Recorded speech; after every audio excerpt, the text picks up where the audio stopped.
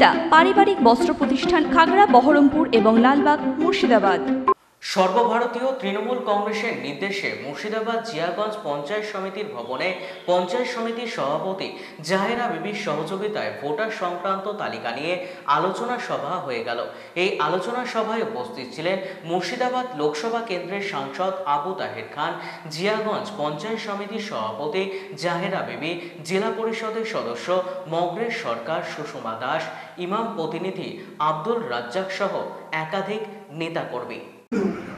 শিখতে হবে, আমাদের প্রথম লক্ষ্য হবে আমাদের ভোটার। এখানে আমাদের পঞ্চায়েত সমিতির প্রাক্তন সভাপতি এবং উপস্থিত, আমরা টাইম দিয়েছিলাম 4টির সময়। দেখুন সকলে উপস্থিত আছেন, আব্দুল রাজ্জাক সাহেব আছেন, আপনারা দিকে বসুন। তো সেই ক্ষেত্রে আলোচনা সভার মূল বিষয়বস্তু ছিল গত 27 তারিখ মাননীয় মুখ্যমন্ত্রী মমতা বন্দ্যোপাধ্যায় তৃণমূল কংগ্রেসের সুপ্রিমো নেতাজি ইন্ডোর স্টেডিয়ামে ভোটার লিস্ট নিয়ে প্রত্যেকটা কর্মীদের যে নির্দেশ দিয়েছেন এবং আগামী বিধানসভা নির্বাচন নিয়ে প্রস্তুত হওয়ার জন্য দলীয় কর্মীদের কাছে যে নির্দেশ দিয়েছেন সেটা নিয়েই আজকের সবাই আমাদের আলোচনার বিষয়বস্তু ছিল। আজকে এমজে ব্লক নিয়ে বসেছি। আগামী দিনে দুটো পৌরসভা আছে, লালবাগ পৌরসভা এবং জিয়াগঞ্জ পৌরসভা। আগামী দিনে সে দুটো নিয়েও বসবো। আমরা মুর্শিদাবাদ যে বিধানসভা ক্ষেত্র, এই বিধানসভা ক্ষেত্রে আমরা পিছিয়ে আছি বিজেপির থেকে।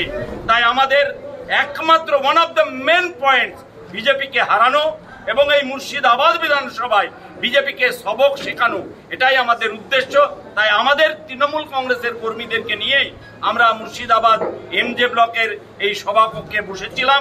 আজকের ছুটির দিনে আমাদের আলোচনা হলো যে কিভাবে আগামী দিনে আমরা ভোটার লিস্ট নিয়ে সংশোধন করব, সংযোজনের কাজ কিভাবে হবে, ভোটার লিস্টটা যদি কোথাও কোনো কারচুপি হয়ে থাকে তার তথ্য নিয়ে আমাদের কর্মীরা আমাদেরকে দেবে, আমরা সেগুলো নিয়েই আগামী দিনে ব্যবস্থা গ্রহণ করব আমাদের নেতৃত্বের মধ্য দিয়ে।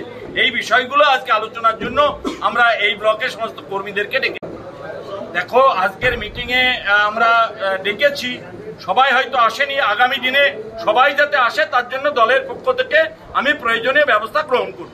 আরও 2-1টি ব্লক থেকে আমাদের কাছে তথ্য আসতে শুরু করেছে। যখনই আমরা ভোটার লিস্টে মাননীয় মুখ্যমন্ত্রী সেদিন নেতাজি ইন্ডোর স্টেডিয়ামে বেশিরভাগ সময় রানীনগর নিয়েই ব্যয় করেছে, সেটা আমার লোকসভা কেন্দ্রের মধ্যেই পড়ছে। আগামী দিনে রানীনগর শুধু নয়, রানীনগরের মধ্যে অন্যান্য বিধানসভাতেও এই চিত্র আছে। আমরা সেগুলো খুঁজে বের করছি, বের করলে আপনাদের মিডিয়াকেও জানাবো, আমরা প্রশাসনিকভাবে ব্যবস্থাও নেব।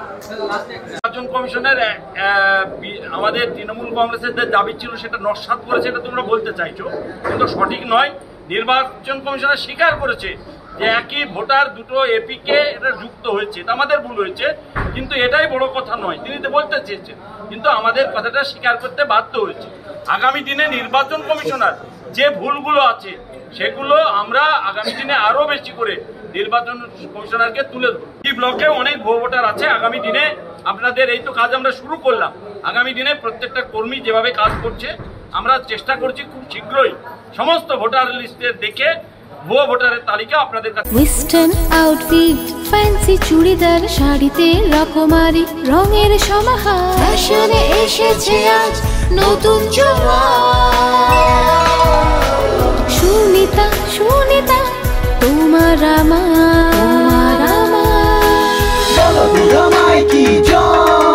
আজ পুজোর হাওয়া নতুন চাওয়া পোশাকের আমি সুনিতা মন ছুঁয়ে যায়। সুনিতা, সুনিতা, সুনিতা সবার। সুনিতা 309 নেতাজি রোড, খাগড়া, বহরমপুর, মুর্শিদাবাদ।